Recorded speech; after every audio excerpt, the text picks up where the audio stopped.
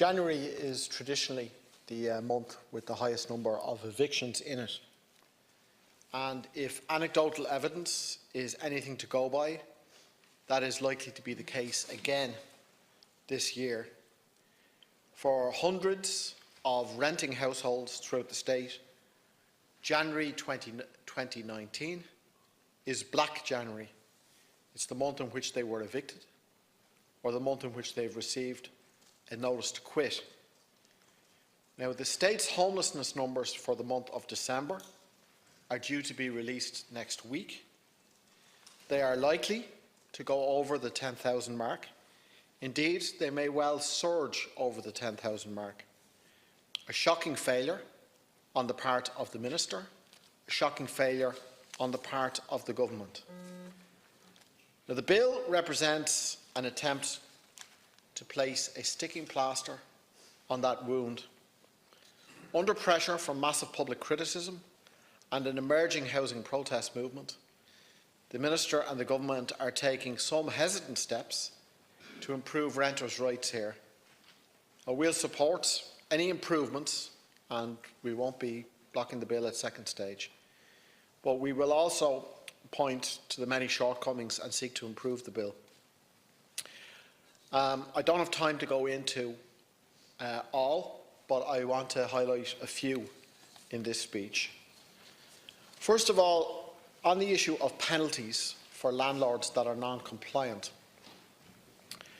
The bill provides, in many cases of non-compliance, for an increase in fines. For example, a landlord who, in a rent pressure zone, illegally breaches the 4% cap is liable to a fine of up to €15,000 and also to have costs of €15,000 awarded against him or her.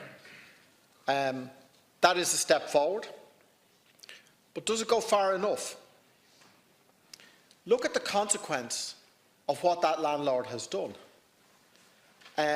By hiking the rents over and above the legal limit, that landlord may well, and in many cases that we're all aware of here, has illegally evicted a household into homelessness.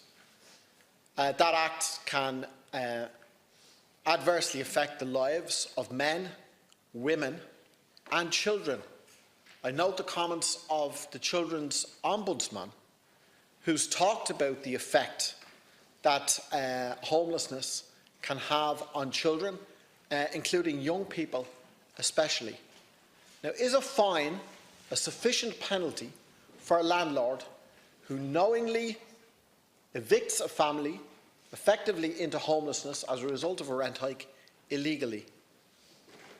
Why is there no provision, for example, for a jail sentence on this particular issue? Maybe it is time that we saw a few sleek landlords put behind bars for illegally evicting men, women and children into homelessness. I think it is. And I think the bill is not sufficiently tough in that regard. On the issue of rent evictions, some time back from these benches, we made the point in housing debates that the loophole in the RPZ legislation, which would allow rent increases above the 4% in examples of substantial renovation, was a massive loophole that would be used and abused by landlords. Or we were told from the government benches, we'll keep an eye on the position, we'll see what happens. Let's not jump the gun. It was obvious to anyone who knows what's going on in this country what was going to happen, and that is precisely what has happened. Now, the bill represents an attempt to tighten that loophole, but it doesn't close it. The reality of the position is that there should be, in our view, a tenant having the right to veto the idea of renovations. The tenant having the right to veto the rent hike that would come on foot of renovations. If a tenant says, I want to see the renovations, I'm prepared to pay the rent increase and maybe leave the property for a period of time and then come back in when the work is done, that's fair enough, but would have the right to say no. That should be the position, in our view. The loophole has been tightened, but we would raise a question in particular about one aspect of the tightening, which we don't think is a tightening at all, and we think actually there's a new loophole being opened here. And it's in relation to a point that was raised by Deputy O'Sullivan, which is the question of the building energy rating, the BER upgrades.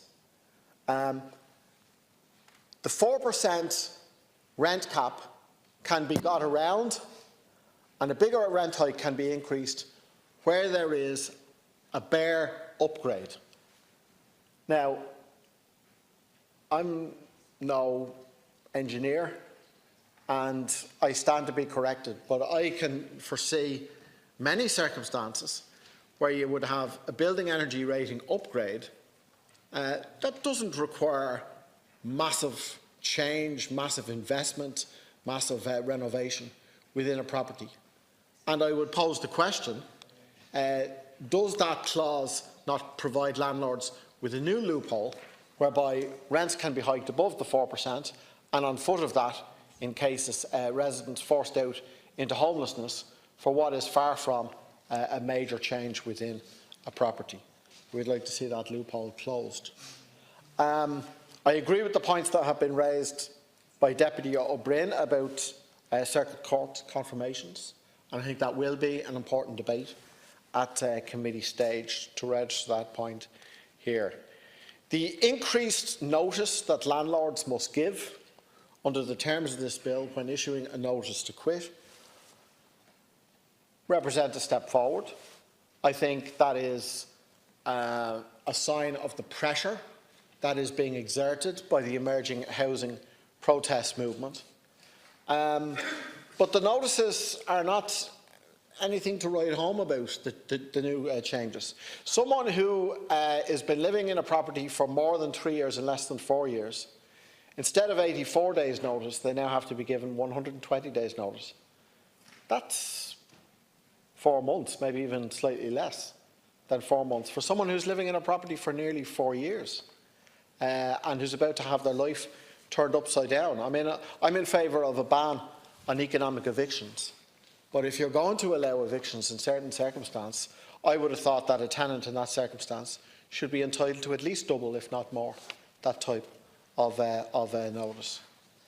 I want to ask a question about the 28-day remedial notices for what are described as minor defects in notices to quit.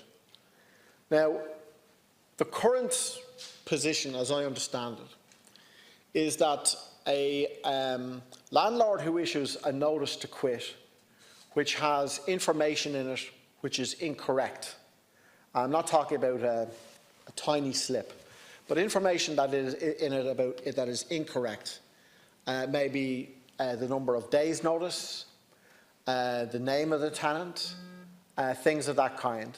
Essentially, the tenant can go to the Residential Tenancy Board, say that this is not a valid or legal notice to quit, and if the RTB rules in his or her favour, the landlord has to start the process all over again. And effectively, it buys the tenant more time in which to find alternative accommodation. It would seem to me, and I am looking for clarification, that allowing 28-day remedial notices for minor defects in notice to quit effectively means that in a situation such as that, rather than having to go through the process and then go back to the starting point, the landlord can amend the notice to quit, provided that an extra 28 days is granted to the tenant. In other words, that the tenant would have less time under this legislation than they would have with the current position. Now, I'm not certain of my ground there. It's a little bit unclear from the wording of the legislation, so I'm posing it as a question to the Minister. But if that is indeed the position, and my interpretation is correct, that will serve to speed up evictions. That will fast-track evictions and afford less time and opportunity to tenants than is currently the position. And that's a step backward within the legislation, potentially. I think stronger measures are needed. I think the anti-eviction bill that was proposed by Solidarity before Christmas contains some of those stronger measures. A ban on rent evictions, a ban on sale of property as grounds for eviction, as is currently the case in countries such as Germany, the Netherlands, Sweden and Denmark. I believe that bill will now come for third stage discussion in committee on either the 5th or the 20th of February, and that's an important debate that all housing activists in the country will have their eye on as to how that bill progresses in reality. It should be fast-tracked. Last but not least, I am of the opinion, and our party is of the opinion, that while legislative change in this place can make some difference, we're not indifferent to it, that it will require massive people power pressure from below to force the real changes that are needed. And that's why we invest in and place hope in the emerging housing protest movement in this country. We welcome the fact that Raise the Roof is now discussing the idea of organising protests at councils nationwide over the next couple of months, and the idea of a national demonstration in April. That is something that we will support. That is something that every student union in the country should work for, every trade union in the country should work for, everyone who cares about the housing crisis in this country, everyone who is affected by the housing crisis in this country should work towards, to make the demonstration that is organised at the end of the spring, that national demonstration, the biggest and most effective housing protest that we've seen in this state so far.